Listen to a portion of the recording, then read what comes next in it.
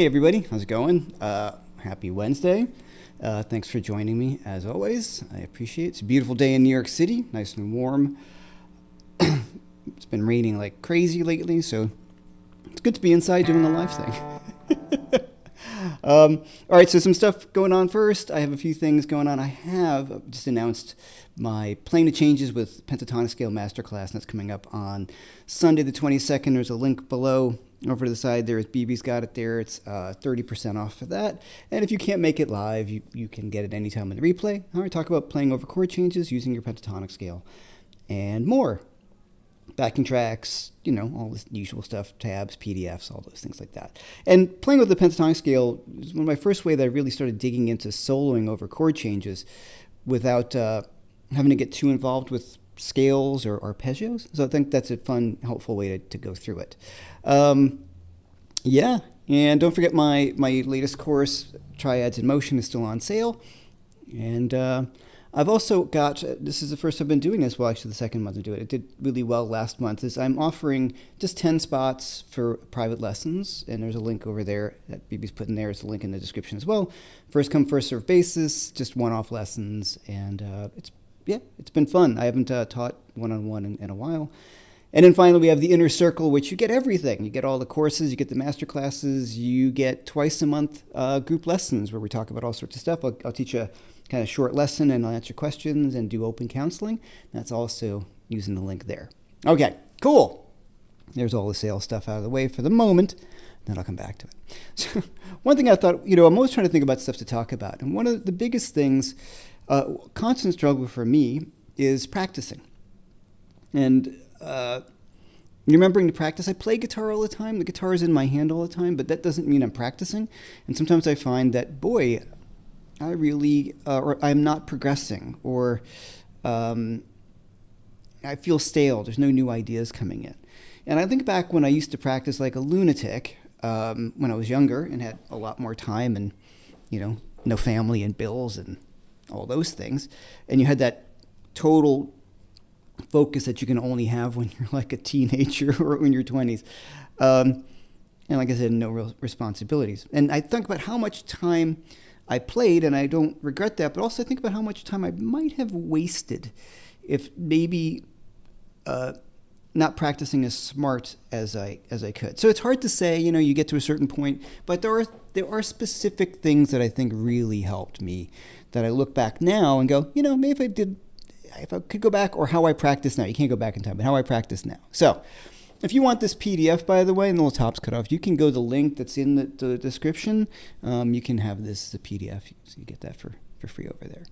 So the first thing is, I've kind of put this as like what I would do now, So I used to think about practice for 3 hours, I would improve. It was quantity versus quality. And so I would just practice and practice and yeah, you get better, but am I getting, if I didn't go in with a plan, and I've talked about this a lot, going in with a plan, focus on something that I want to work on. What is a problem I have? So I put like focus on solving problems. What am I trying to achieve today? So that's the biggest thing. And I do that now, like, what do I want to work on? So what's really fun is when I did my Triads in Motion course, I learned a lot again by just running over what is, I would say rudimentary for me, yeah, right. I know my triads really well after all these years. But after doing the course, I was like, wow, I want to run over this again more, because I started hearing things that I hadn't really been doing. I was aware of it, but by putting together the course, I was like, oh, I'm not doing this enough in my own playing. So the same thing with the pentatonic, playing the changes with pentatonics. I did a YouTube video on something like that a few weeks ago, and I started getting back into that. I'm like, well, this is going to make a great master class, and it'll be a course in the next few months as well. And I thought, well, I got to run over this again. But now I'm focusing in on it in a much more defined way than I would when I was younger. So I'll go into this whole thing saying, all right, what am I going to work on? So today, I am just going to work on, from like, say, last 2 weeks ago's video, 2 triads. I'm going to try to mix some triads while I'm playing. And that's all I'll work on. If that's all I do that day, apart from doing some warm-ups, then I've made many more, I've progressed way further than I would have if I were just kind of picking up the guitar and effing around and going from one thing to the other. So we know that as a result of the internet and as much of the information's out there, and people like me and all my friends who do YouTube, and I want to learn this, I want to learn that. If you can kind of turn off a lot of that background chatter and just focus in on one thing. For me, again, once it's been like triads, I'm just kind of digging back into them again and the pentatonic stuff. And by putting the courses together, I realized like, this is something I can work on again. So all I've been doing when I pick up the guitar is like, let me just start thinking about this stuff, and new ideas are getting under my fingers, as opposed to me practicing patterns necessarily or something like that. So 20 minutes of a concentrated practice time is much cooler, I think, now than 3 hours of just messing around and hoping for some sort of change in what you're doing. That I can say for sure. Now, I've talked about this earlier. What I have gone back to a lot of times is just timing. I've got my timer on my phone, and I set it for 5 minutes. Then I'll practice one thing for 5 minutes. I can work on getting this thing, and then I'll just take a break. And I find that does a few things. One, it helps me from not overplaying, like hand stuff, like if I'm not warmed up. But it also helps me just concentrate on that thing. All right, so 5 minutes, and if I start to kind of lose a little bit of focus, gets a little fuzzy, I just go, oh, okay, let me go back to what I was thinking about, right? So 5 minutes, your mind starts to go. If it's 3 minutes, and keep that focus for 3 minutes, then hit the stop or have the alarm go off and then take 3 minutes off or something like that, or 2 minutes, whatever it is, take a break and then come back to it. I found that works really well. Now, if you're totally in the zone and you're in it and suddenly time's going by, great.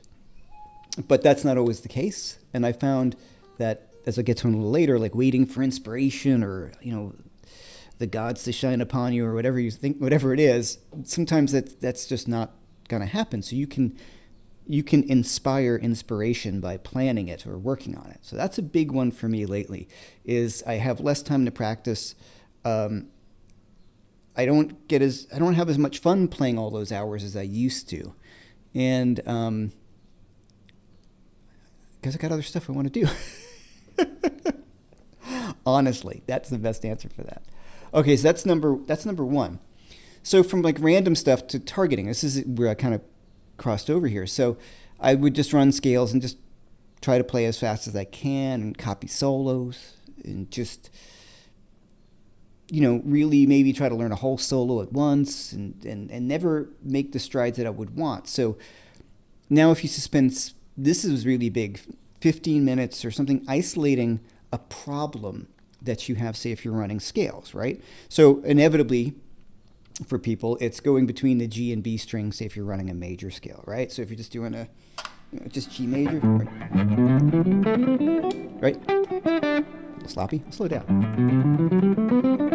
You've got the 3 strings, and you've got 2 strings, and then you're using different fingers. Or if you're doing a 3-note per string.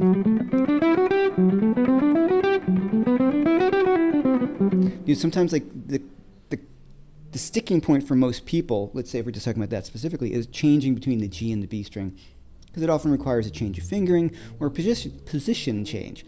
So I'll just focus in on that position change as opposed to running the whole scale, making the flub, starting the scale over from the bottom, getting to the treble part, mess it up, and start the scale over again. You know what I mean? So you never get to work through the actual problem. So if I could sit there and just go...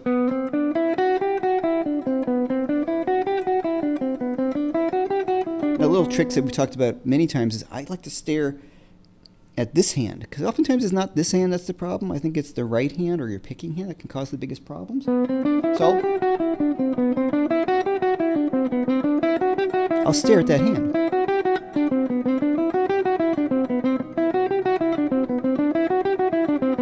Right now I'll start to expand it.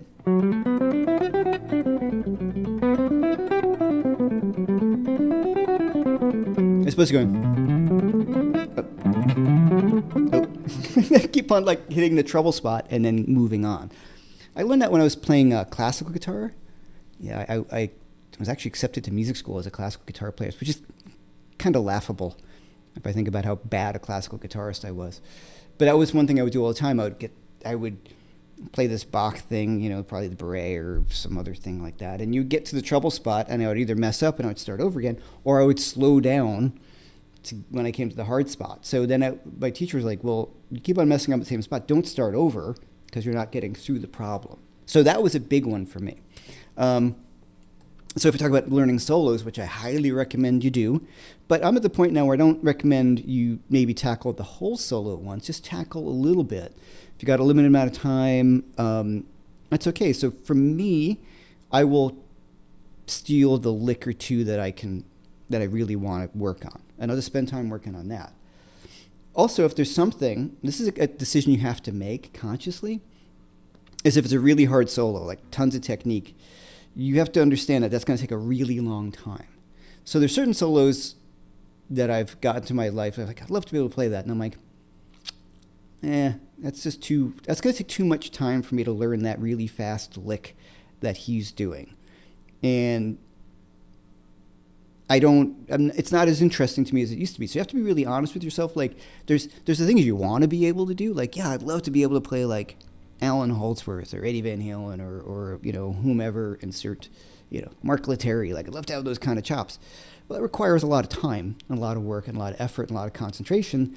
And I don't really have that desire anymore. The desire I have more now is to kind of work on a unique voice and keep my technique where it is. But you don't know what I'm getting at. To get that level of technique requires a lot of time and a lot of maintenance. And sometimes I just don't have the interest in it. So you have to be honest with yourself. Like, I don't want to say as you get older, but it's more as your tastes change too. There is an older thing with, physical problems that you may have, but it's more my tastes have changed. I love listening to other people doing it, and I can rip, sure. But do I need to be able to rip at this next level? Yeah, I'd like to, but I know what it requires. And I just don't find it as interesting as I do working on something that speaks to me more. So I think constantly reassessing what your goals are and what be honest. Like, do I love that? Now I love it when other people do it, but I don't want to work on it. So that's something that I wish I knew that earlier. You should always work on your technique. I'm not saying anything negative about technique at all. I've got a fair amount of technique and try to keep it going. But in my mind, I'd love to be a really great jazz guitar player, but I just don't love it enough to put in that time. And that was a nice realization to come to. Like, yeah, or I just really like, if you're saying to yourself, I just really like blues in a Stevie Ray Vaughan kind of way, and I just want to get that better. Great. Perfect. Then work on that. But sometimes these like dabbling in other things can be fun and educational, but you have to also realize, like, I'm going to learn a little bit from that, but, just changing the roadmap as you go. I'll get some questions if we have them after that. So we get next. From chasing inspiration to building discipline. This was a big one. Like, I practiced when I felt like it. I would just play all the time, or just like wait for inspiration. And I've learned that you have to establish like a system. This is a kind of a joke to a friend of mine who always talked about guitar systems. But if I have 20 minutes to practice, I'm going to try to do something that's really going to progress my playing, or I'll just enjoy the instrument. And I want to stress that enough that like sitting down and just playing to enjoy the instrument, but I would also just pick up the guitar with something to play in mind. For me, it's always been like a solo blues. I love working on that. We've talked about it many times. I've got the solo blues guitar course. That's something you can just expand upon. If I've got 20 minutes, I'll just sit down and play that, because then I can work on my time, my playing, my feel, the things that are really the most important, the stuff that makes you sound good, And so doing something like that will make a difference as long as you're trying to push it a little further each time. And so the inspiration part is, you can't count on inspiration, but you can count on discipline. And, I wish I had that discipline for like going to the gym or something like that, but being able to just, okay, today I'm going to work on this. I know that it's not going to get any better unless I work on it. And hey, what do you know? When I practice more, I get better. I think it's like a simple truth that we kind of forget, but you can make it fun. You can have a plan going in, and if you have a limited amount of time, just work on something that's going to be fun but moves you a little further. Don't play the same solo that you've been playing for 10 years. I hear this all the time. It's like, I'll have people when I was doing lessons, all right, play me a tune, and they can't play a song all the way through. they only know bits and pieces of tunes. They know bits and pieces of solos. And does it sound like you? Because I was like that for a long time. And it's most people who are like intermediates, whatever you want to call yourself, like non-professionals, have a really hard time playing a song from top to bottom. So put that on your list. I'm going to learn a tune today, whether it's something super simple or something a little more advanced. It's like going to the gym, or at least I'm told. Like, I know I'm not going to bench 200 pounds. I got to start lighter. So don't try to play, Eruption or something like that right off the bat. Just work on something it's in there, but pushes you a little further. And learning simple tunes is great too, because you always end up getting something together with them. Your time gets better. You've learned another tune. Your vocabulary builds. You build your confidence on the instrument. It makes a huge, huge, huge difference. And so if I go into playing, that's really helpful with a plan once again. So if the plan is I only got a limited amount of time, I'm going to work on this whomever tune that I love, and pick a tune that you really want to learn, something that's always inspired you. I'm kind of listening to the first Dire Straits record a lot again lately, which is so good. I'm like, I got to dig back and learn those songs better than I ever did. Just parts of it. Just love his playing on that is an example of something that I think of like, let me just learn Lions and how to play that a little better than I remember it. So that's something to kind of fun. And those are things you can do before you go on the guitar, right? Make a list of stuff. I didn't make enough lists. Okay, so this is what I didn't do when I was younger. I would just pick up the guitar and just start doing something. And I didn't have a plan going in. So now you've got 20 minutes before you pick up the guitar, figure out, I'm going to work on this. And it really helps keep the focus. All right. From chasing inspiration to building discipline, same thing. It's like I'm more concerned with the things that that's weird. I made the same text twice. I must have messed up. It's hard to get. I'm doing all these things at once. All right, I'll fix that. Anyway, I used to be really obsessed with technique, and I still am to a certain extent. But now I'm more concerned with just being me. I'm going to listen to my favorite players. I mentioned Mark Knopfler. That moves me more than a lot of technique now. I'm not knocking technique. I have a lot of technique. I love guys with a ton of technique. I don't mean it in a negative sense. I just mean I am more concerned about making music and who I am and how I can improve my phrasing and my tone and the touch on the instrument, because all my favorite players have that in spades. No matter what technique they have. I mentioned Eddie Van Halen. What a great tone. Yngwie Malmsteen, whether you love him or not, what a great tone, what a great feel, and a ridiculous technique. David Gilmour is another hero of mine. Does he have great technique? What does that mean? He's got great technique to sound like David Gilmour, Jeff Beck. Amazing technique to sound like Jeff Beck. Can he shred like other people? No. But who cares? Right? He sounds like him. So that's more important to me. So refining stuff, getting your vibrato together. Yeah.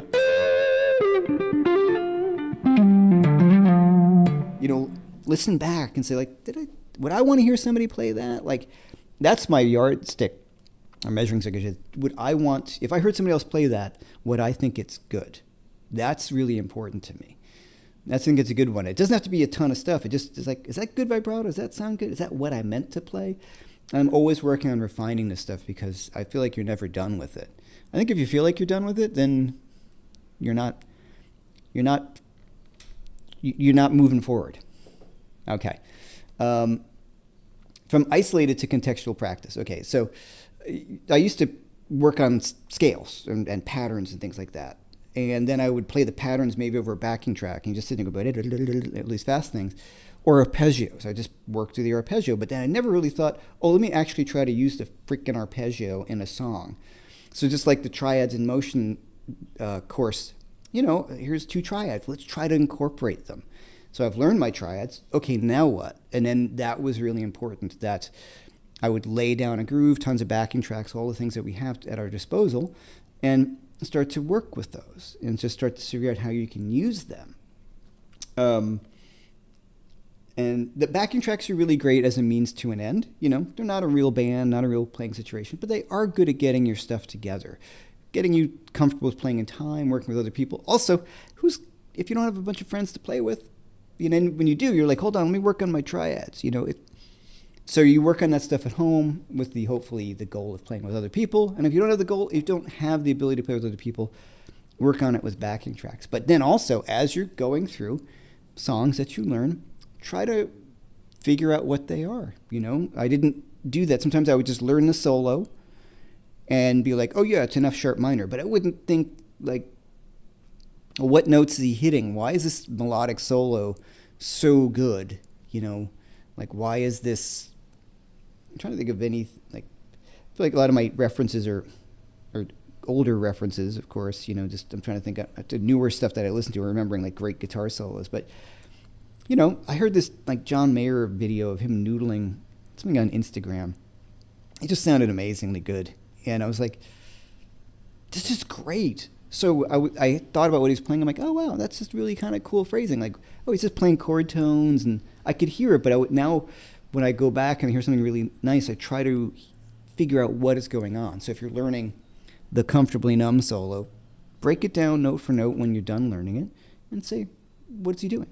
And then you start to get that under your fingers. So those are things that I think if I could kind of go back in time and speak to younger Jeff and say, hey, all that time you just wasted, was it wasted? All that time you did, if you practice that same thing with more focus for about 20 minutes, you would probably be better at it, or you'd be much more efficient. So hopefully this is interesting to everyone. And I will fully admit that, I forget at times how much practice I have put in, if that makes sense. I do what I do. I've been doing it. Started playing it 7th grade. What's that? 10, 11, and I'm 25 now. So, I've been playing 40 something years, 40 years, right? Whatever. 40, I'm 57. So, so I've been playing a long time, playing a lot longer than I haven't. So it is easy for me to look back or forget how much time I put in and how much stuff I practiced and what is beneficial. But I can say, I don't say I wasted time, but I could have practiced much more efficiently. Now, I'm assuming nobody here is 12 years old or even 18 years old. We're all kind of roughly in the same age group. So we're looking for ways to maybe just get better a little bit. Small chunks of time. Walk in with a plan, have something very specific you want to work on, learn songs, and, be easy on yourself. Like, I'm very competitive, and it's not always great. It's good in some things, but sometimes I do beat myself up quite a bit as well. I try to go like, actually, dude, you're pretty good. Just freaking relax. But then you hear whomever, insert person that I love, and, so the goal now is to just be the best me I can be. But putting in, going in with the plan is even like I think the strongest piece of advice I could give you. Today I'm going to practice this. I things like journals kind of worked for me for a little bit, but not really. I'm not that organized a person, where I'm like, this week I'm going to practice this or that. Now, when I was in college and I had to learn my arpeggios and things for sure, I am learning Italian now, so I have to be very methodical about how I'm doing it because I haven't felt this stupid in ages. It's like, wow, trying to remember all this stuff, you know what I mean? So that brings me to a question that just popped up here. I hate these kind of questions, but it's so freaking true, dude. Okay, do you find as you get older, memory becomes a problem? I learn a new chord or song in a riff. I don't play it them daily. I just forget what I have learned. Is it just you? No, not just you.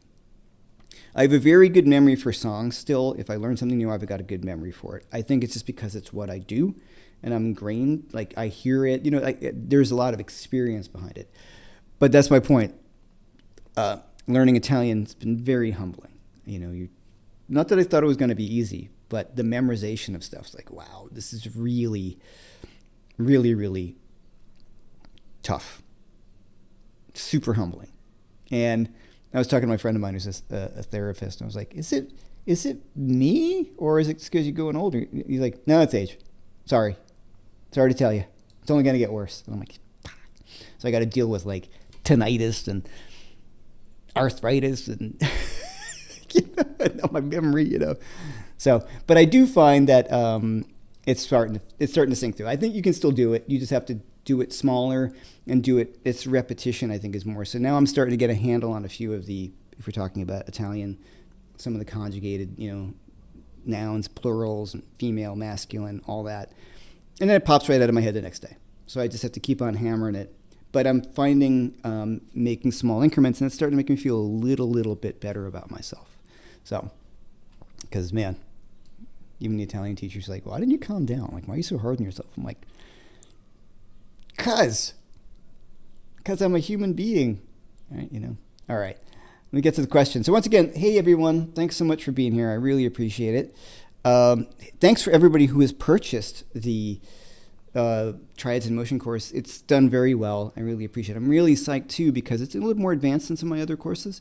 So the people have spoken. They like the more advanced courses as well. So I'm not going to just only do more advanced, but there's a lot of cool things in the pipeline. And one of them is going to be a masterclass, but I'm going to do a course on it next few months. That is playing the changes with the pentatonic scale, which has been super cool, and it really does dovetail nicely with all the other courses, especially the melodic soloing course, the art of melodic soloing, and the triad course. Now, for some of you guys might have noticed, if you follow my courses, they do kind of work a bit sequentially. There's the lick courses that are kind of the one-offs, but you might notice that I am going through things and building somewhat of a curriculum. I can start here, nothing super beginner. There is some beginner stuff with TrueFire, but in my stuff, it's a little more early intermediate to moving into later intermediate. And so everything kind of works in a direction. You've got your triad courses and a soloing of triads, a melodic soloing, which is basically working with the triads, a major scale course. Now we're talking about soloing with triad pairs. And then, it all kind of builds upon each other. So people have asked, where should I start? That's what I'm working on is a curriculum. Hey, what do you know? Oh yeah, so that's the soloing with the triad, soloing with the pentatonic scales masterclass. You can get the link over there. 30% off. It's coming up on Sunday the 22nd. Can't make it live. You can catch on the replay, and also the private lessons. One-off lessons that you can check those out as well, and the Inner Circle membership. Blah, blah, blah. Greetings from Saudi Arabia. Hey, wow, I've never gotten that before. Brazil, Bushrock, Cliffs of Dover, right? I'll leave that for the next life. Right, that's exactly what I'm talking about, man. It's just, I always kind of feel, I don't want to say bad for Eric Johnson, but you got to keep that up, right? That's a lot of work. Yeah. I've given up on it as well, certain things like that. I find it inspiring to hear him do it, but I do believe, and I really, really do, because I just think it's true. Just like somebody can run faster than somebody else. Now, there's no saying that Eric Johnson didn't practice his butt off. All the best musicians practice their butts off. Period. End of sentence. Full stop, all those kind of cliches. Pat Metheny practices a lot. So there's that, but then there is also, I think, a level of physical ability that people have more over than other people. I've got some pretty nimble fingers compared to some of my friends, right? And I've got some friends I'm like, good Lord. And these younger, these people on YouTube you see, you're like, wow. So there's always building upon the people who came before you. When I was younger, these were the fast guys. Then Yngwie came, and then there's this, and then, so it's this kind of arms race that starts to happen. But for me, I feel like there's got to be. I think there's some people just excel at it after a certain point more. It just seems to make sense. If people can run faster, I'm sure there's people who just can physically play faster. That's my theory. Then the Brontosaurus is thin at one end, much thicker in the middle, and then thin at the end. Love that Les Paul. I love when the Carter video aired with you and Robin. Simply beautiful sounding instrument. Yeah, this is the winner, right? This is the one. I don't play it as much. I do play it a lot, actually. It is one of the finest instruments I've ever played. This guitar, and that's been backed up by many of my friends who play it. They're like, dude, that's one of the best guitars I've ever played, and I have to agree. Really, what's up, man? I wanted to play the Vincent Invasion when I was 13. Now I'm 48 and stopped trying. Exactly. Hold on. Yeah, Paul Jennings from Phil Jones. It's not just you. Yeah, as BV was just saying right there, it's kind of like what I was saying. If you start to understand the music, like what's going on, that makes it easier to remember for sure. If you kind of just, think about it. And BV's saying comparison will kill the soul. Dude, I know, and I try not to do it. It's very difficult. It's very difficult for me. Not as bad as other people. I don't let it ruin my joy. Well, no, I can let it ruin my joy. I did that Jeff Beck thing a few weeks ago at the bitter end with Osnoy and Steve Conti and Teddy Kumpel and Ben Butler, who plays with Sting. And am I forgetting anyone? I hope not. No, I don't think I am. I was real nervous. These are some heavy hitters. And I played and I was like, oh, what am I worried about? I do my thing. Yeah. They played and I don't get competitive. I don't get mad at them or the great players. I watch them play and I love it. I love when somebody is great. I find it to be the most inspiring thing. And, I love great musicians. I think it's the best. When I want my friends to kill it. I want them to be so good that I go home and go, I really want to practice. I'm super inspired. I saw a great thing, but I want to go home and practice. And that's usually what I end up walking away with. Man, that guy just killed it.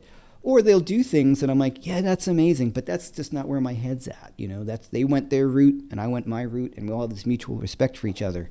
But it's still very difficult. I deal with it all the time, And, things like YouTube can be competitive, how many subscribers they have, and that kind of thing that's another thing, especially when you're a competitive kind of guy. I would say I'm a type A minus, not an A guy, type A personality. B plus maybe B plus. It's all relative, isn't it? I used to think growing up that I was lazy. I was always told I was lazy because I didn't do that well in school because I spent all the time in this thing. So it took me years to realize I'm not so lazy. I was told I was. You guys heard that your whole life too, right? Most musicians hear that. All right, Ray Gearing Music. Jeff, are you in Brooklyn? I am in Brooklyn. You look very familiar. I live in a slope, but maybe we met years ago. I don't know. I don't know.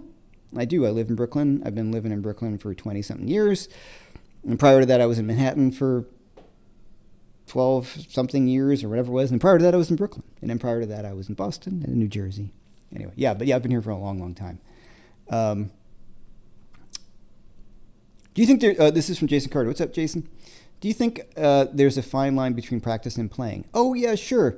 So there's, you're practicing. You're not playing. Playing to me, you don't have to make it as fine a line as you want. If I'm going to practice, I will have something in mind, and playing is the application of that thing in a real situation. That's, it could be semantics in it. But yeah, if I walk in I'm going to practice today, I want to work on practicing, then I'll come into something, or I'll, talk to a friend, what you working on?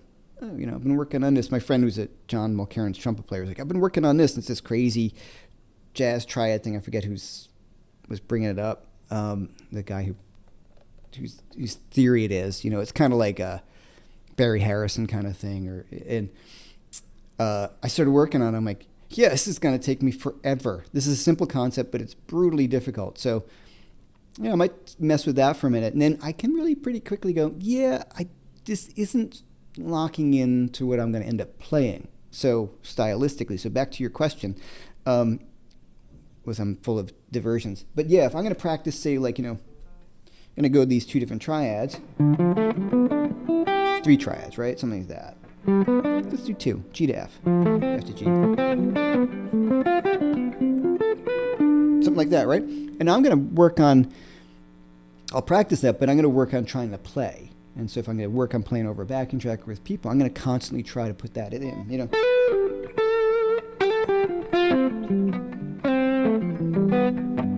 It was just something we're going to actually try to use it. And,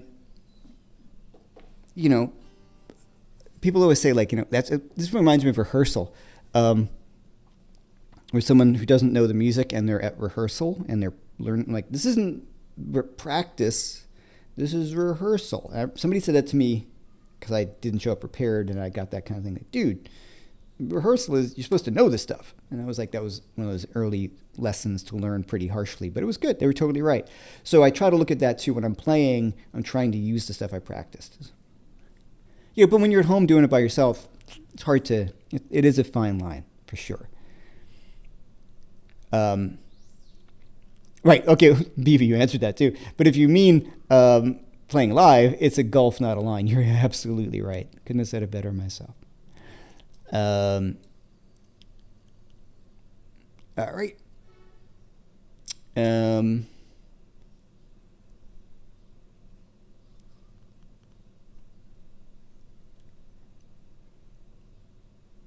Okay, I'm looking through any questions. All the good players seem to have slender fingers. Okay, maybe not Jimmy. Not much hope for my sausages. Have you ever seen Jeff Becks' fingers? I was talking about him at 30th Street and yesterday, and they know his tech. And he said, he's never met anyone with bigger, stronger hands. He said, one of the kind of guys, when you shook your hand, you were like, wow, like just this. And he said, when you do the tapping stuff, you would get the guitar back, and the strings would all be pitted from him tapping. Like, he had those kind of hands. And it sounds apocryphal, but the two people confirmed it, his tech being one of them. At the end of one show, he had this trick that he could do, apparently. He would do it sometimes live. Is he put his thumb down, and he would put his hands under the strings and pull them all off the guitar at once and just rip them all off. It sounds like one of those crazy stories, but this is from my friend Matt at 30th Street Guitars, who's worked on the guitars, I believe, and knows the tech. He's like, no, he would do that. It was kind of like a party trick he had where he could just go, and they said he's never encountered someone with, like, kind of hands that seemed less like a guitar player's hand until he started playing it. So, if you look at Frank Gambale, the fusion guy, he's got small hands and those thicker fingers. He doesn't look like, as my friend said, he looks like he should be laying cement, not shredding on guitar with those hands. It's totally true. Okay, Kurt Schaffenberg, I find that right-hand technique takes more effort sometimes, and if I get too twitchy into bad habits. Right. Yeah, the thing is also focusing in on a bad habit. And those are things I wish I had done earlier too, like we've talked about, that sometimes I'm having a problem with a technique, and then when I slow it down and analyze it, I realize, I'm picking this wrong. I'm trying to alternate pick this, and that's clearly not an alternate pick licked, or I'm trying to pick all those notes, and that's clearly legato. And then that's super important. So the idea, as I was saying before, if you're just having a particular technical issue between two strings while you're playing a scale, just stop and work on that issue and just get that muscle memory together. Things that I like to do that have been kind of scientifically proven, which we need to talk about more of that in the world. If you think about things that you want to practice before you go to bed, run through them mentally. It's been, I've read a bunch about it. It sounds like, but there's been studies. It's pretty talked about a lot. Like I think Michael Jordan talked about that, like just always dreaming about the free throw. So in your head, you're working through it. And I find it works for me. If I think about the thing, even off the guitar, I feel like it gets better. Definitely memorizing music. If I want to run through something in my head that's really difficult, I'll run it through my head before I go to bed. And I feel like it helps make those synapses come together. I mean, there's no replacing doing it, but I think that helps. So, but focusing in on a little thing like that, for sure. All right. Let's see what else we have here. Okay, this is Alex Lopez. I've been playing for a long time, and I realize my vibrato comes more from my fingers than wrist. How much time should I dedicate to practice to that? I practice 1 or 2 hours daily, and to correct that. Yeah, that's an interesting one.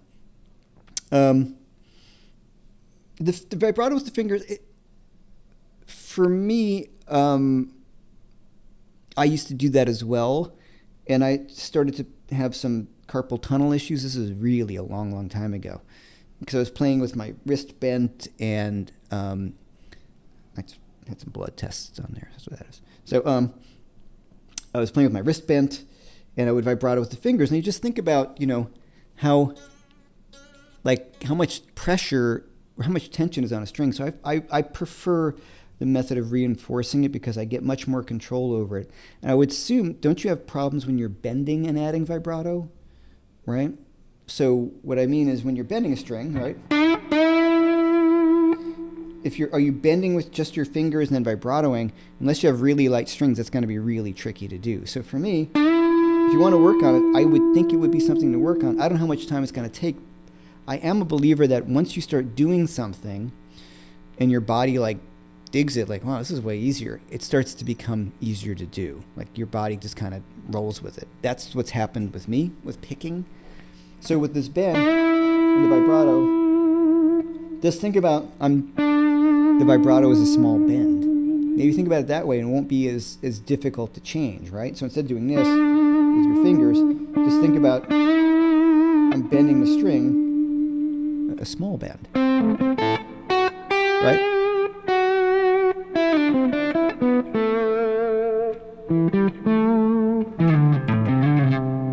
Right, so this whole thing is kind of with the wrist. Hopefully that helps. But I would, if it's not impeding your playing, then I don't know. But I think it's a lot of wear and tear on the fingers too. And the bend and vibrato is so important to me. And I don't get enough control if I'm just using my fingers. I don't use super heavy strings either, 10s or 9.5s, depending on the scale. I've had to go a little lighter with the 9.5s because of some trying to keep the hands going as long as I can, Okay. That's okay. This is Troy Gady's picking course is great for sorting out the right hand technique for sure. I learned a lot from watching his course, especially when I was talking about those Eric Johnson style licks. I've talked about that before, where I'm trying to play those, and I had enough technique being able to play Yngwie Malmsteen kind of things, or sort of, and I couldn't play those Eric Johnson licks, and it really came down to my picking, and it was literally. Do this, don't do that. I had to angle the picking, that little escape picking he talks about. Eric Johnson talked about it in his first video, but he didn't articulate it to the way that Troy Grady does. So I highly recommend the Troy Grady stuff. He's done an amazing job at it.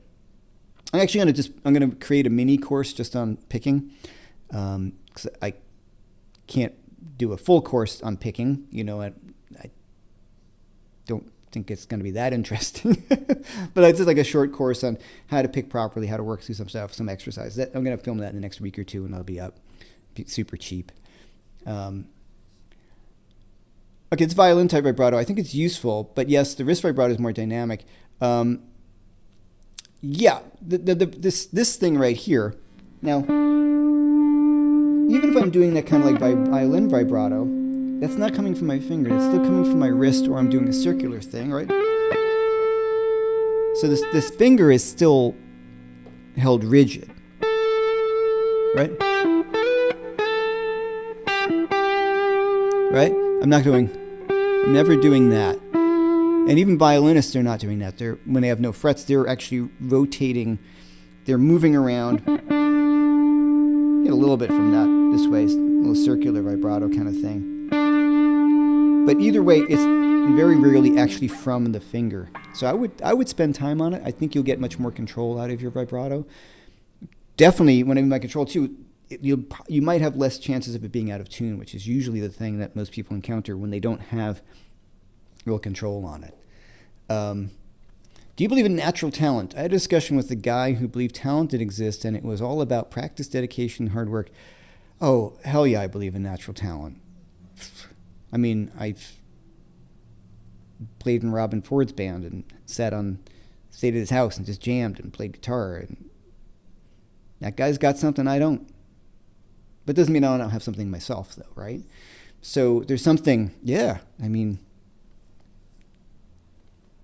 Mozart, the cliche. But, Hendrix had a thing. So I believe definitely in natural talent. Some people just get better way faster. Some people are just going to be way better than me. So practice, but that being said, practice is overrated. And I talked about this many times, and I don't mean to sound some kind of false modesty or anything like that. I know I'm a really good guitar player. because I've worked really, really hard at it. I don't think I was born with the natural ability for it. I had the love for it, and I had some good hands. You know what I mean? Fortunately, like it took to it quickly. But I don't think I'm like, I've got some other friends who I grew up with they just kind of were way better a lot earlier. I was a much later bloomer, I think, as a guitar player, in the sense of the things that I find more important to me. I always had kind of chops, but you can kind of work on those.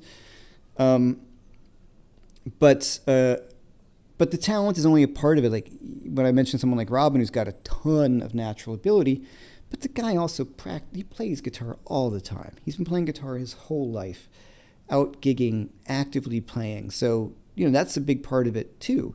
So there's nobody I know who's a great player who still doesn't work really hard. Someone like Julian Lage. I mean, he's amazing, ridiculous, a prodigy, something going on there that a lot of people don't have, but he also practices his brains out, for sure, So I'm just thinking about someone like that who I look at and go, man, that guy's got something. So, yeah.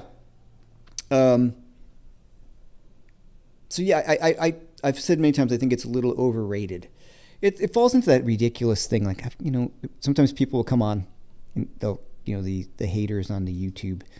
Like one guy said, like, oh, guys like you and Larry Carlton and Robin Ford, like you guys are missing the point. Like Larry, when B.B. King played, he just played from the heart. He just played what he felt. I'm like, well, first of all, thanks for putting me in such good company. And secondly, no, he didn't. He practiced his brains out. That's insulting to B.B. King, who clearly worked his brains out to be as good as he was. You can just wake up one morning and be able to play. So now does B.B. King have a thing? Yeah, but he had to cultivate it. So, will I be as good as I want to be? Probably not. But, sometimes I'll lay something down and go, oh, that's pretty good. Oh, that's pretty good. I like that. All right. It's taken years to be able to say that. But yes, natural talent is a reality for sure. But don't let it stop you. That's the thing. Because, there's always going to be somebody better. Just turn on Instagram. You see some 10-year-old kid just killing it. And you're like, come on. Okay, how can you start practicing finding your own voice on the instrument? Now, this is a great question. And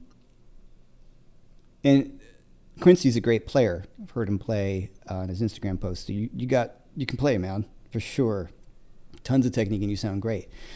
So if you're asking you specifically, what I did was, what are my strengths? What is it that I like about my playing? Or what do I like about my favorite players? And for me, it was the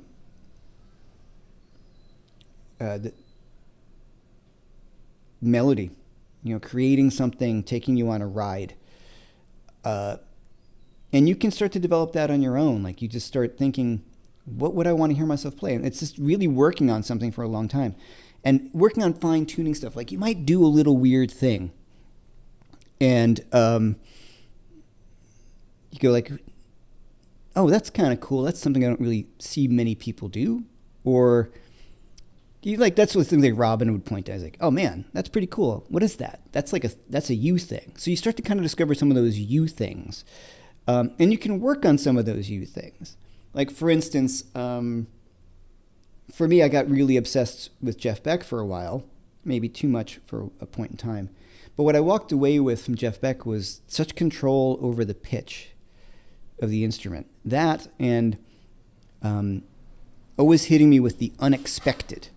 Right? When Jeff Beck played, I was always like, well, I didn't expect that to come. Like, you had to do some things that, of course, everybody got their sort of things that you kind of expect them to do. But he would always throw in something, and I was like, wow, that was just crazy. I didn't expect that at all. So I also tried to work on not playing cliches. That was an important thing for me, too. Like, and if I sometimes slip into one, like a Steve Ray Vaughan-y kind of lick, I'm just so annoyed with myself. Or if I play like a B.B. King style thing or something, I just get mad because I'm like, that was the cheapest, lamest thing you ever did. Why are you doing that? So I will just kind of focus in on something that you think to be a little unique about your playing and double down on it. That's what I kind of did. So, when I talk about like the Jeff Beck thing,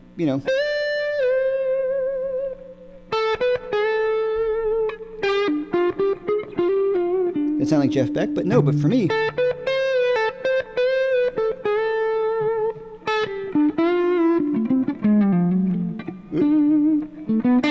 smaller frets on this.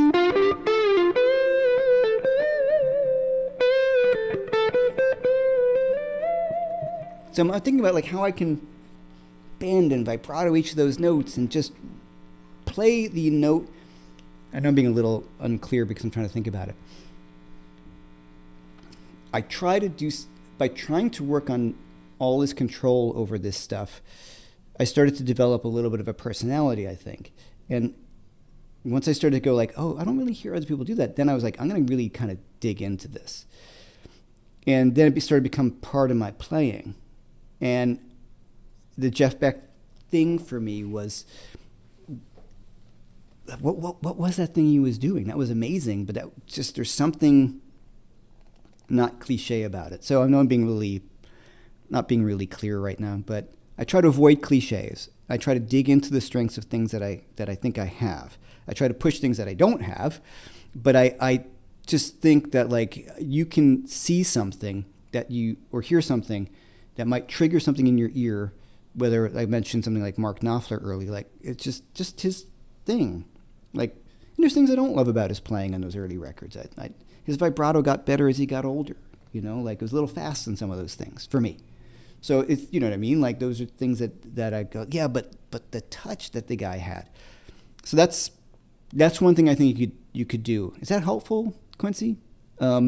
Put aside, not that I'm not speaking to you specifically, put aside the technique for a minute and just think about what's a unique way that you can try to approach playing.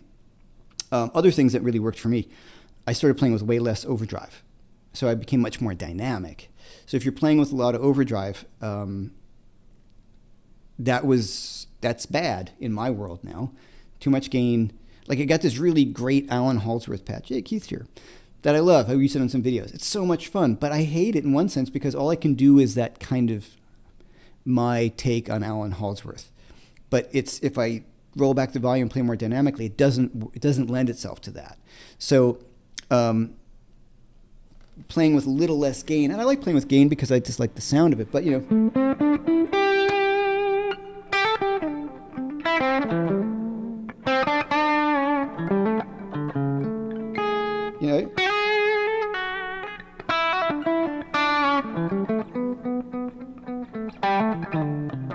so I can really start to kind of make music.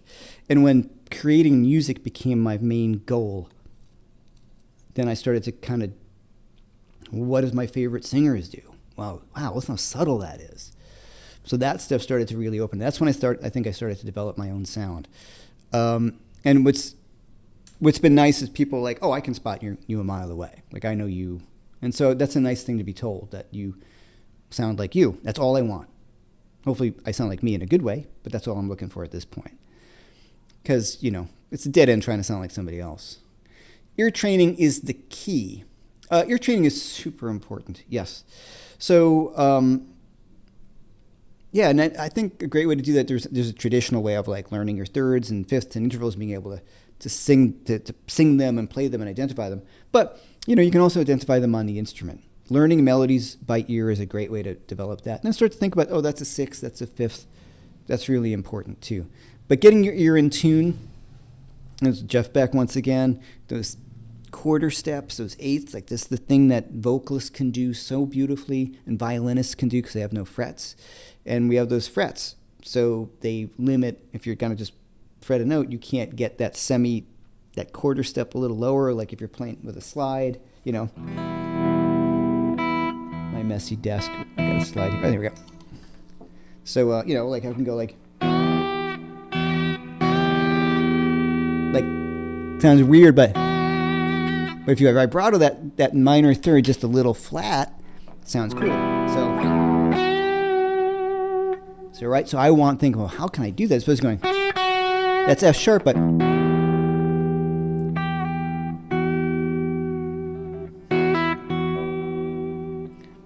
that says something different than.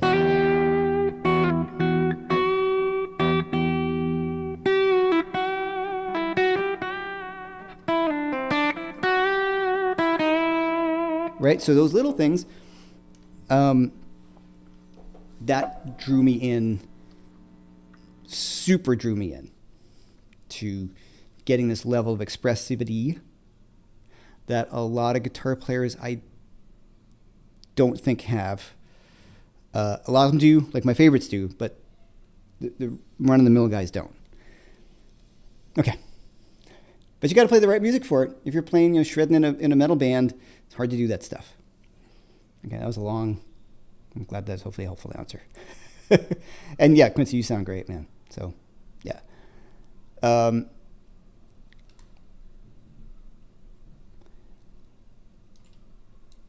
Okay, I'm running through some comments. Beav is always with a great comment. Often people with natural talent have their perfect pitch or something very near approaching that. They can hear music in a way that they want to or improvise better than others. I agree to a certain extent. I'm talking about me and my experience. I don't have the greatest ears. I still don't. It's very frustrating for me that sometimes I think I've got tin ears as hard as I've worked on them. And they get better each year. Unfortunately, my hearing is still good. I haven't destroyed my hearing. But I feel like there's certain things that the more I practiced, the more I heard things because I was paying attention more. So if you paying attention makes a big deal. Not contradicting what you're saying. You're totally correct. Quincy, you didn't have to hit me up, man. Thanks, dude. Appreciate it for the top chat. Appreciate it, man. You didn't have to do that. Maybe I can get a coffee from you someday. A couple of good free ear training apps. Awesome, right? That you can get online for sure. All right, let's see how you're going. All right, and all this kind of stuff, I know I do it live here, but I also talk about all these kind of things in the inner circle, answer direct questions, listen to you play if you want to play. That's something you guys could check out too. And you get all the master classes and all the courses. That got kind of meandery there in my sense, because I don't, it's hard to answer that question of like what to work on to make yourself sound like yourself. I think another thing is the desire to sound like yourself, right? How's that? If you have the desire to sound like yourself, that's, like knowing you have a problem is the first step to solving your problem. Some people don't even think about it at all. They just play and they are happy sounding like someone else. And there's a lot of guitar players who are, internet guys that they have way more chops than me and they play, and I've got zero interest in listening to them. Because to me, there's not a lot of music going on. And so for me, I just lose interest in it really quickly. So, to thine own self be true, right? Would you want to hear somebody play it? That's the thing. So I listen back and go, but I want to hear somebody play that. And that's a good marker for me too. Or I think Paul McCartney once said it. I think it was on Howard Stern. I'm always trying not to write the song that's in my head.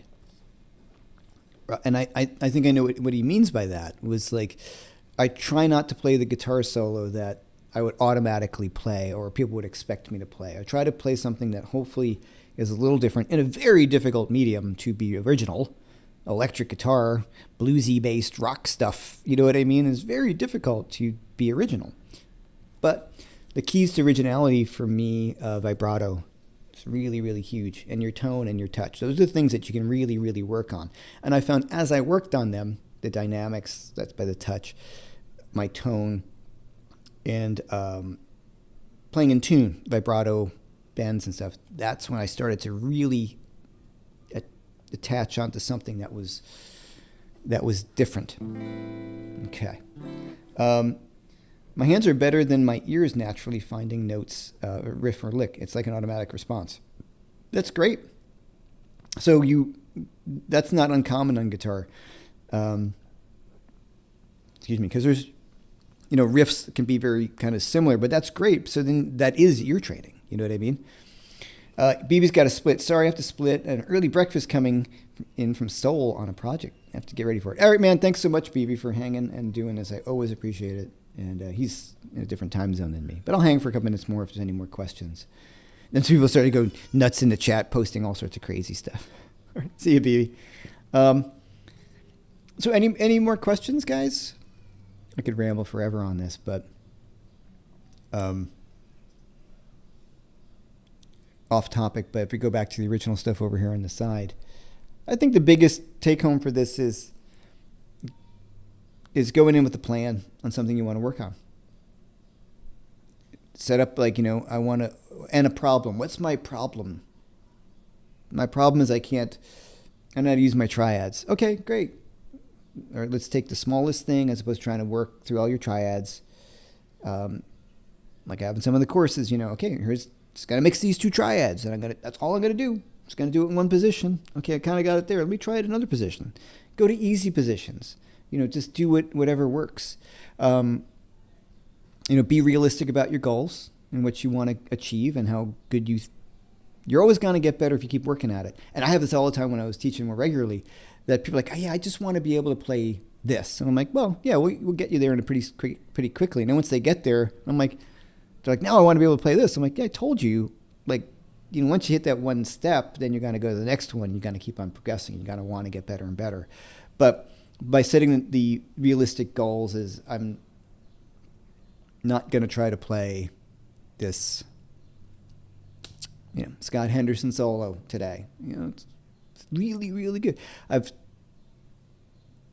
think I've told this before, but I remember my friend came over as many years ago, my friend Gary, and I was working on a Scott Henderson solo. I was like, man, I was getting fairly frustrated. I'm like, this is so hard. I'm just killing me. He goes, yeah, he's really good. And it was just like that kind of funny moment of yeah, of course, that's why I'm trying to learn it. And that's why he's considered one of the best, because he's really, really good. And why would you learn something from someone who's not really, really good? It was just a funny moment, but it did take a lot of the pressure off me, because I was like, that I'm tackling something really, really difficult. And I have to be patient with myself that I'm also learning from someone who's considered one of the best. So you gotta do it. Any specific exercises for the vibrato thing?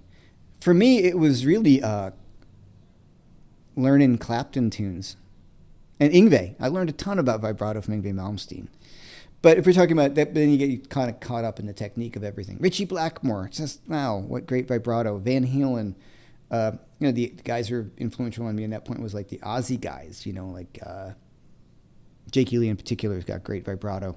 Also, Zach Wild, very big, but I was big into Jake Lee. But for me, it was Clapton and the rock guys, Jeff Beck, but Clapton. Being able to kind of get that,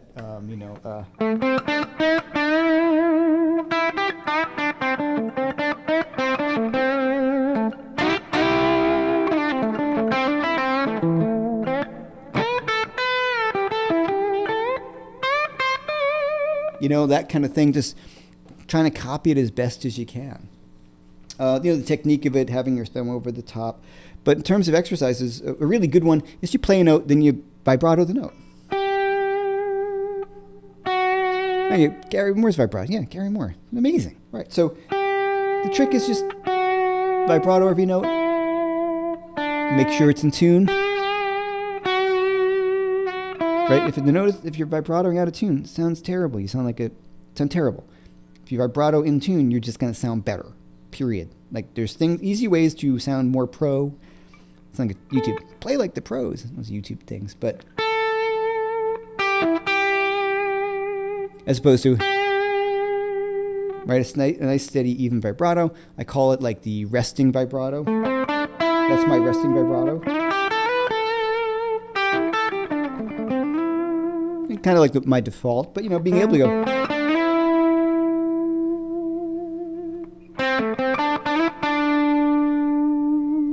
You know what I mean? Just slow. I'm going to speed it up. So just practicing how you can alter your vibrato more like a singer. But for me, Clapton, Sunshine of Your Love. I mean, geez, just that solo is amazing.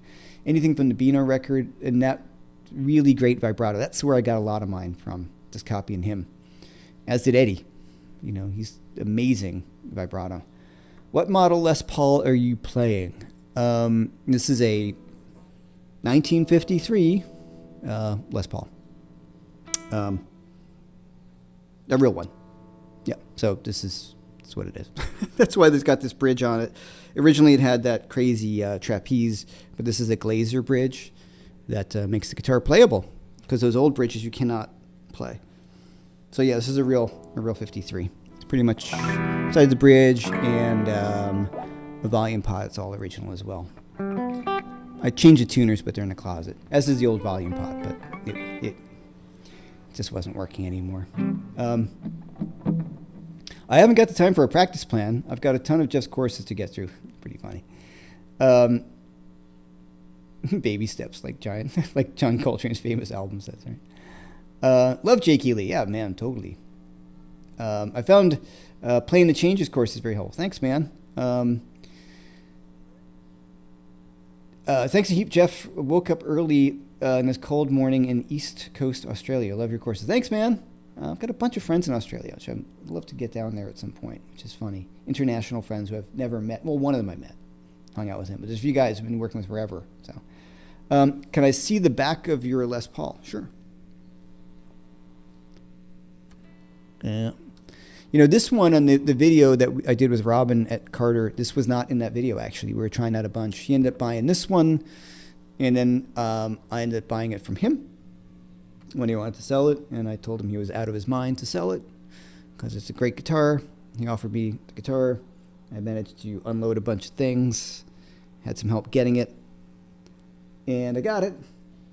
And recently he just bought one just like it because he ended up missing this one. He did want it back. He was like, how do I get that back? I'm like, I told you I'm not giving it back, man. It's a pretty magical guitar, so.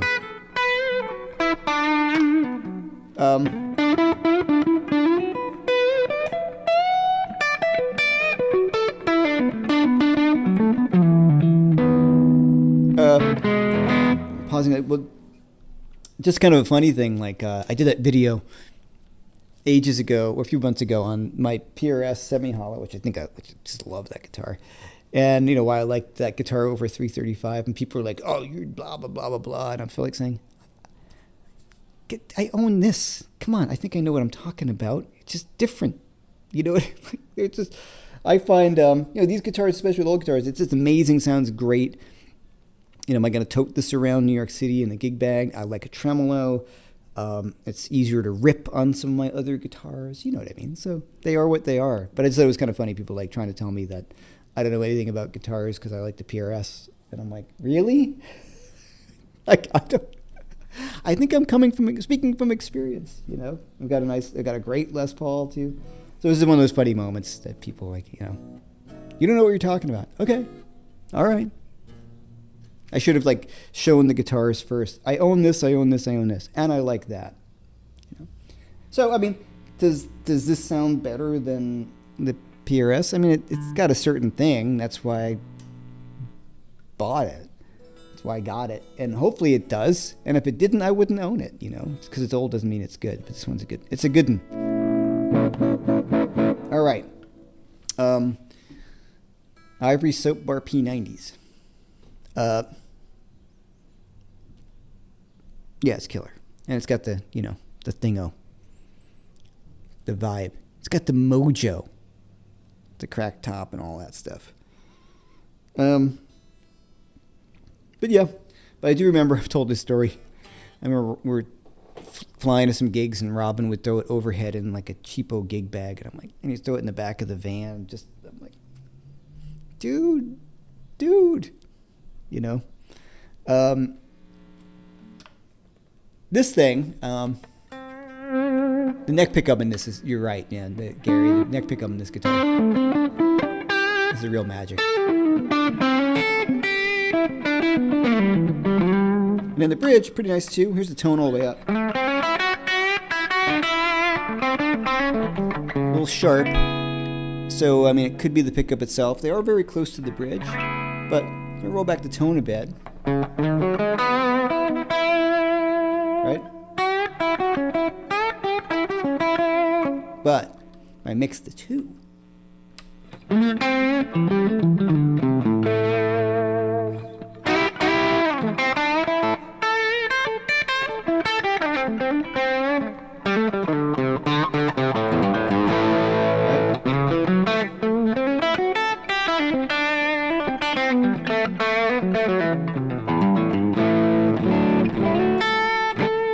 See, that mixing these two on this guitar is really magic. So, you know, PRS sounds great too. Hold on. It's gonna sound different. This is just a core one with Ron Ellis pickups in it. Just Ron Ellis pickups.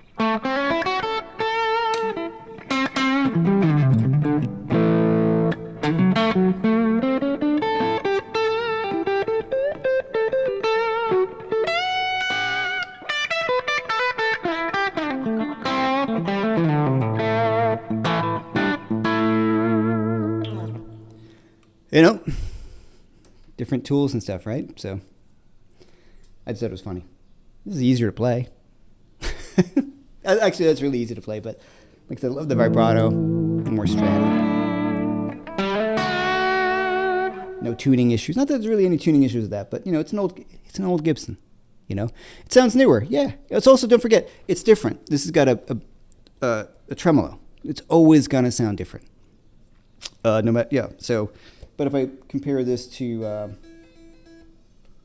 know, well, it's gonna sound newer. It is newer. But the funny thing is, not all old Les Pauls sound great. That you're listening to, like I said, to me, that's one of the finest sounding guitars of that style that I've played. I've played a bunch, and some of them have been like, bleh, you know, kind of dead sounding. That one's really got a magic to it. But you know, yeah, this sounds a little newer. 'Cause it is. It's also a little less expensive too. All right. But if I'm going to go to a gig and someone says, hey, we need you to go to a gig and you need to do your thing, I'm going to bring this. This damn. But, so that, and I think Michael completely hit it out of the park on this one. This is like the main jam.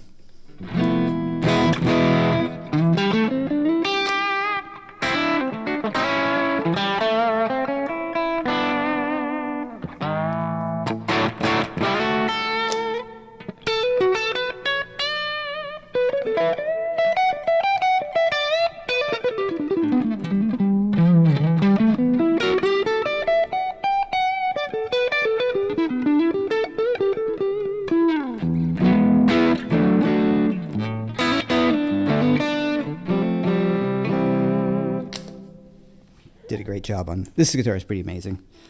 You know, it's the signature one. Anyway, yeah, I love that guitar. That's it's a fun story. It's nice to own it. But they, you know, not something I'm going to throw in a gig bag and run around the city with. So for me, that's also like very important. Something that I can just pick up and not really worry about it, you know.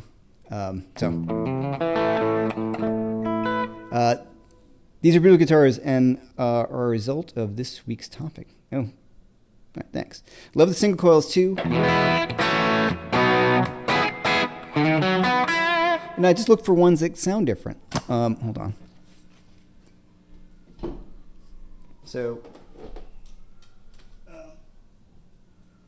this is one a friend made for me. Out of tune, but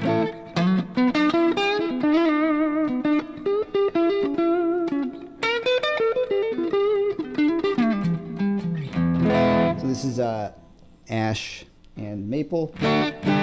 Sounds a bit more. Sounds different.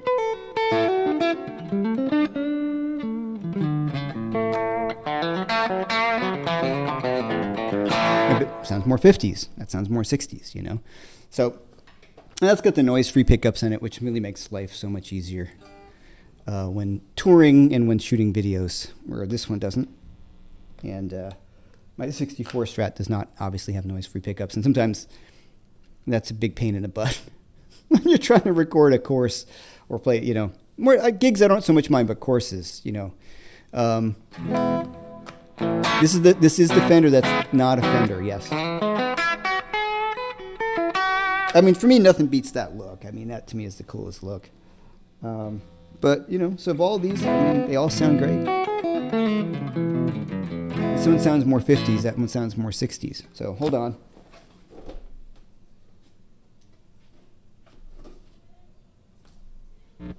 I add a tune. So, yeah. Oop.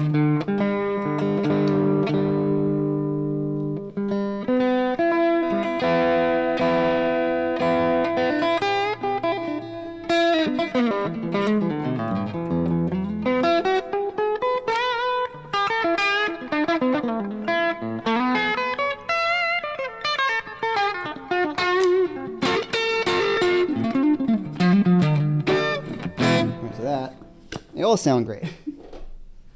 And then Michael's.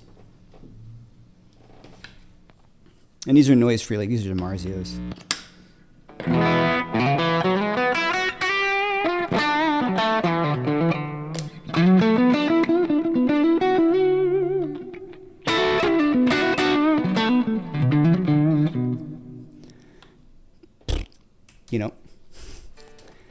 They all sound great, right? So they all sound different, which is cool, which I like about them. They all have a different thing. So I'm pretty happy with the guitar collection. This is all fun nerdery stuff. But all right, any more questions? I've got a modded out Squier CV50s, and that thing is a real joy to play. The coolest thing is inexpensive guitars can be totally awesome too. And really, really expensive guitars aren't necessarily all that good. Like the PRSs I own, I chose them. You guys know I work with PRS, and they very nicely sent me a few guitars. And the guitars that I ended up keeping, or the PRSs that I own, are ones that I actually chose from my friend's store, Watchtower Guitars. And because they're all wood, you know what I mean? They're just amazing. They're all great playing, but do they all sound the same? No, they all sound different, and so if you find one that really kind of speaks to you, that's kind of it. And I think we talked about this too, like when I first got this guitar from Michael, he had a different neck on it. It was a little thinner, and it was just kind of I wanted something thicker, so I toured with the first neck, and I really liked the guitar. I thought it was great. And then we put the little thicker neck on it, and the guitar completely is changed for the best. Like the guitar, I play it all the time. I freaking love this guitar. And it was just a little bit of a thicker neck.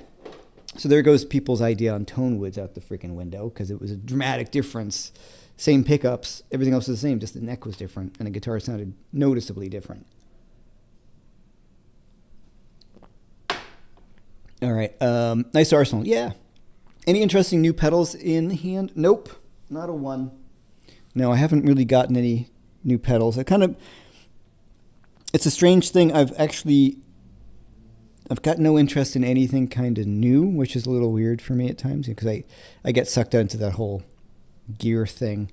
But I don't know. I love the Vemram stuff that I use. I've got really great pedals, but I think I did that thing where I started playing the Vemram Jan Ray, and then I played a Blues Driver on a live feed, and they both sound great. You know what I mean? So So nothing new. No, just all the same old stuff. I just, sometimes I just kind of like what I've found. And if I keep on trying to find new stuff, it gets to be a little distracting. And then I always end up making all of it sound pretty much the same within a certain percentage, or I look for it to be sort of the same. So I'm real happy with the Vemram stuff. I know it's not inexpensive, but there's so many good pedals out there. The King Tone stuff's really great. So many things. Please, they all sound different. Please tell my wife, right? Well, fortunately, it's my business, so that's a bit different, Glad I could catch you live. I need to help on structuring practicing. Okay, cool. Is your signature guitar in production? Yeah, we've already made like 5 or 6 of them. They're per order, so we don't, Michael is a one-man shop, and that's the thing. Start to finish, he makes everything himself. Finishes it, sprays it, he cuts his own necks. They're not from a company. He He cuts them on the CNC router and then hand finishes everything. Best fret jobs in the world. He does all this stuff himself. And mine's spec'd out a certain way. Lighter, darker rosewood. This isn't Brazilian. This is actually dark Indian rosewood because of travel and stuff. So yeah, weight is lighter weight. 860 neck. We offered a 830 as well for people who want a thinner neck. But yeah, so we sold it like 5 or 6, which has been great. You know, we'd like to sell more, but you know, it's not inexpensive and it's a custom guitar. Okay. Do you have a good memory for sound and tone? Like when you change neck, can you recall how it used to sound? Oh, like when you change the neck. Yeah, for sure. Because I played the guitar a lot. And the first iteration of the guitar, it sounded great, but it had a bit more of a scooped mid. And then, which I didn't not like, I just noticed it. I'm like, oh, it's a little more scooped and okay, you know, cool. It's still great. And then when we put this on, immediately I was like, wow, when I took it out of the gig bag when Michael sent it back and I just strummed it, I was like, whoa, it jumped right out at me for sure. Yeah. So I can remember that kind of stuff. It gets a bit hard when you're changing pickups. You know, how does this pickup compare to that pickup or this one? And you're trying to remember how it sounded. That's pretty difficult. You know, because you're like, I think that sounded better. I don't know. Did it sound better? Yeah, it sounded better, I guess, you know. Especially if you're dealing with good pickups, you know. All right. I got to go. I got my inner circle meeting tonight. Don't forget, you guys can sign up for that. I got to walk the dog.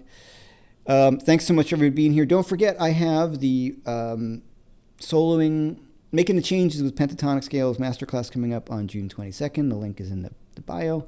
That's going to be 30% off. If you don't have the triads in motion course, that's still whatever percent off. It puts about $30 for that course.